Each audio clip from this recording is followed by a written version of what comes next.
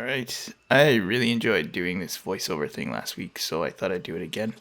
I actually made this pen last night, so Friday night, and I'm doing the voiceover now on Saturday. Yeah, it was one of those strange weeks where everything felt like it was just a little bit harder than it needed to be, and this pen here was no exception. I think I ruined three pens or three attempts at a pen before I finally got this one to work. So yeah, it was a good learning, I guess, but yeah, it was somewhat annoying. This wood here, this Pau Amarelo, I think it's called, or Yellow Heart. It's a Brazilian hardwood. I just looked it up. It's probably one of the hardest woods I've worked with so far on this pen making journey. I have a 20 volt Black & Decker drill that I use, and in order to mill it down with the pen mill, which is essentially bringing the length of the wood block to the same length as the brass tube inside, it killed my drill. It took all the power out of the drill, which was fascinating. I had to do it over the course of a couple days because I just couldn't get it to go. And I don't know if that's because the pen mill wasn't sharp enough or if this wood is just that hard, but it was something. And the wood and the pen mill just got fire hot. It was insane. Anyway, in the end we got it, and I've recharged the drill, so life isn't too bad. So here I just made it round. It was a little off center when I drilled it, so there's some flat spots in there. And now what I'm trying to do is create sort of a concave section. And on this pen blade, I want to make two concave sections. And that ridge in the middle, or the ridge at the end of those concave sections was rather difficult to get done right because it chipped. And it got me thinking that maybe my chisel isn't sharp enough, so I just have to rotate that blade at the top there. Later, I switched to another chisel that I got with my pen kit. I tend to buy more things than I need, because I like things. Which I have to work on that. But this was fun. I was tired last night, so it was one of those things where I almost didn't do it, but in the end, I'm really glad I did because it worked out. Yeah. What else is there? I don't know. My plan for this weekend was to start taking some pictures of the pens and really get the Etsy shop up and running. I've registered for a business course through the library, so that starts next week, which I'm looking forward to. Hopefully it'll help with my business savvy, which there's not much of. But this is one of those projects that I'm surprisingly into, like to the extent where I'm like almost obsessive about it. The last thing that I remember being this into or thrilled about was Lego. And that was another building project, and it was offline, which says something to me. This one's a little bit different. It involves a lot more, like a lathe and sharp knives. And Lego, well, stepping on Lego is arguably worse. But I didn't really step on Lego because I was sitting down while I was working with it. Anyway, so here you can see what I'm trying to do is get that concave section nice and smooth, and then get that ridge cleaned up. I think in the end I got it pretty good, but it was difficult to get there. One of the pens I made before this, I got really overzealous, really, and I went too far, and I ended up hitting the brass tube. The pen before that, what happened with that one? Oh yeah, the wood. I'm having trouble with some of the wood because I don't understand it well enough, and I think what the issue is that it's not stabilized. Oh, what I'm doing there is I'm marking it to where the end of the what do you call it, clip is supposed to be, because what I want to do is sort of make a flute type thing. You'll see that when I get to it, but I wanted to mark that at 44 millimeters. Yeah, I think next time I'll make it a bit longer, so there'll be less room from the middle of the pen to that spot. So maybe the length from the end of the pen to that spot will be 45 millimeters, 46 millimeters. Yeah, it's fascinating to work in such small increments because I'm not really used to it. Not I understand the metric system, but yeah. Anyway, trying to get that done, and it's fascinating too when you're working with this thing and you're chiseling away for like 5 minutes and you've only gone half a millimeter and you wonder what's going on. So here I'm trying to make a little bit of a flute, and now watching this video, I can see that I probably didn't make it to that 44 millimeters. I probably went to maybe 43 or 42, and now I know why. That didn't work quite as well as I wanted to, but in the end, I think it worked out. You'll see it in the end. Yeah. So now I'm just trying to flatten it out a little bit and just make it look a little bit nicer. Here what I'm trying to do is sort of get in there and make that flute shape. So I wanted a little bit of an inset, but it's surprisingly difficult to get in there because you're working with small numbers or small spaces too. And yeah, the lathe isn't very large, so I hit the end of the tailstock there with my elbow pretty quick. And then these chisel tips they're not meant for this sort of detailed work, I don't think. Maybe. Yeah. But I think I'm learning more about how this works, and that's great. I really do enjoy that process because I think I can speak more comfortably about what I'm doing. Although I don't know. If I was at a hardware store, I probably wouldn't feel very comfortable. But speaking to you, I feel comfortable enough. Yeah, so I'm just checking it. Did it go in the end? I can't remember now. Well, I could look at the pen. Yeah, just getting that round. This pen is really quite comfortable to hold in your hand, which is nice. And yeah.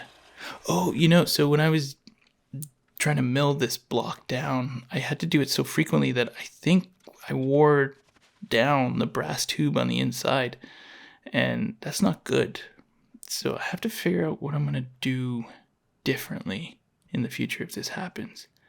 Now I'm hoping to get this drill press attachment thing that turns a hand drill into a drill press, which is pretty good, I think. And so hopefully that'll arrive soon, and then I can that'll make the process easier.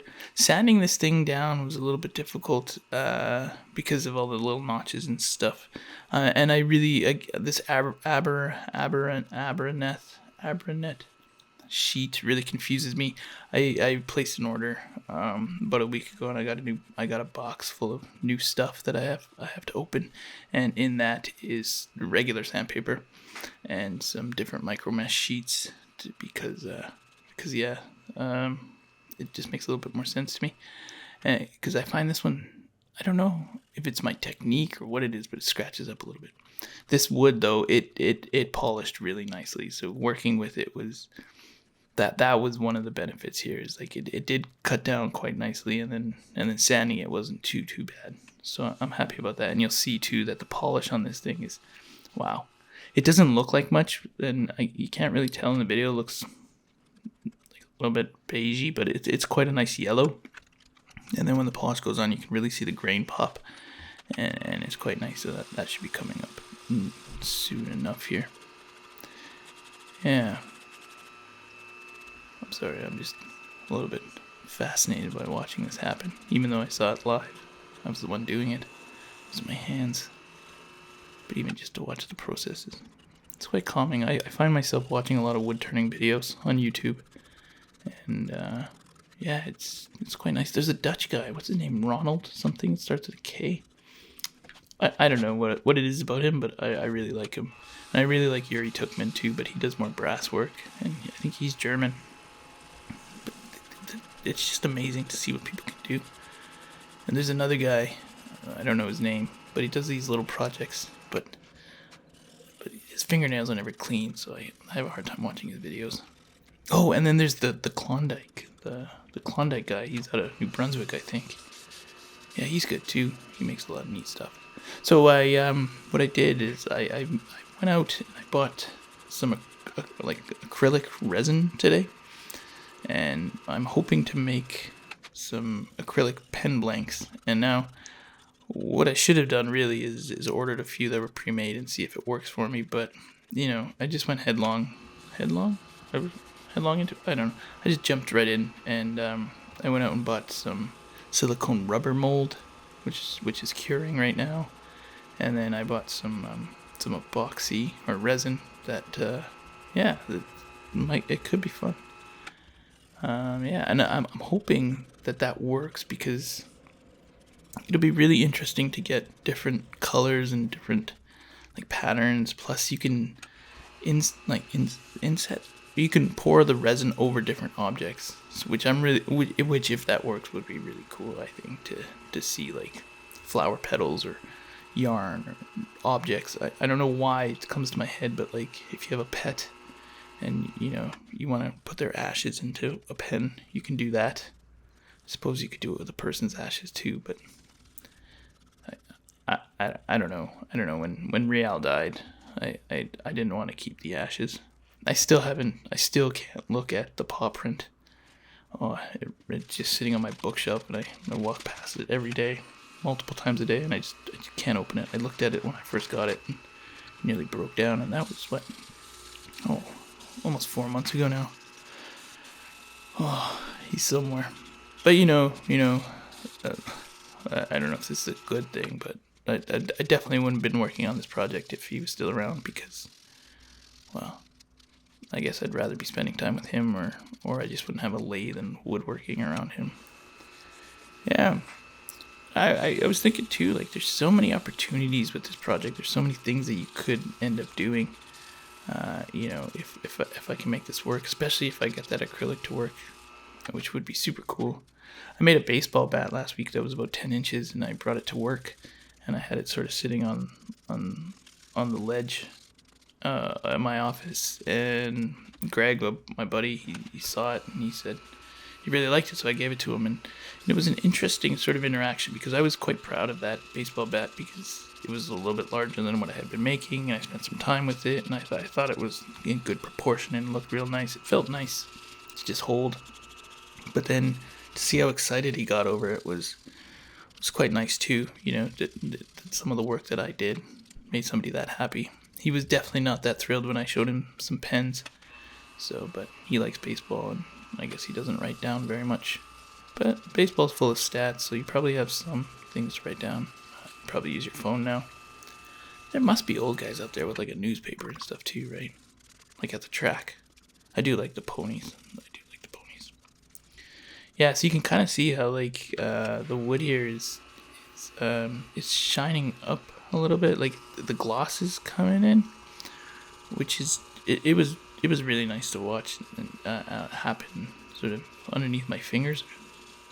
Yeah, so we'll do that, and just making sure I get those rotating sanding marks out of the way. Something happened here that I thought something was going to happen. No, it didn't happen. Yeah, anyway, so Sana Stationery and Gifts is now a registered business, which is exciting, and I bought the URL for it, which is exciting as well. I'm really getting consumed by this project. I find myself thinking about it far more often than I did with the Lego, for sure. And I definitely enjoy it. I think I enjoy it more. Yeah, and even in my like little pocket notebook, I started drawing in designs and things like that. And one of the things I do have to get over though is using my pen out because I for some reason I don't want to be showy about it, but how are people going to see it if they don't see it? And so I should start using it more. And eventually, hopefully, I'll get into some fountain pens. I did order some rollerball pens, which I'm really excited to make because I think those will be a lot of fun. And I like writing with a rollerball pen more than I do a ballpoint pen. Yeah, so you can really see the shine coming through here, and that's just like That's just the sanding and the micro mesh. That's not even with the polish. The polish coming on soon? I think so, yeah. I had to shake it up real good. I think that's me shaking in the shadow. Yeah, here we go. Now you can really, oh yeah, look at that. Look at that. It just transforms the whole thing. It's really beautiful. The grain, it's really nice on this pen. Turning it up. I got some shop towels today. Yeah, I didn't need them, but makes me feel more manly. I think I've stopped using moisturizer in my hands too, because I think the dry skin makes my hands look more manly. Yeah, I still can't do the dirty fingernails thing though. That just drives me nuts. Yeah. So I put on some quick coats here. I think I put on 3 to 5 or something like that. And I think I have a technique down now that works where it doesn't tear up the paper towel and stuff. And I'm hoping the shop towels are a little bit more what do you call it? Resilient? No, like they have a little bit more strength and integrity, I guess, so they don't tear up as much. Yeah, I'm just noticing, like I didn't realize I pressed that hard into the pens. You can kind of see that pen mandrel beveling there. Yeah. Oh, this one. I feel like I really worked for this pen. And so just watching this video now is kind of mesmerizing to me. So you get to listen to me enjoy watching myself. Some strange voyeuristic something, I don't know. That's probably a movie with Ryan Gosling. Yeah, I take it off, and then, here. Yeah, there it is, in the end. See, that clip was just a little bit longer. I was hoping it would be tucked into that little recess, but it didn't happen. Anyway, I'm really happy with this pen. I think it turned out great. I think it looks really nice. And I'm hoping somebody thinks the same thing and wants to use it for themselves. Anyway, thanks for watching. Thanks for listening. If you like these videos, let me know. If you don't, let me know that too. But I'm enjoying them, so you'll probably see a few more of them. Anyway, folks, until the next time.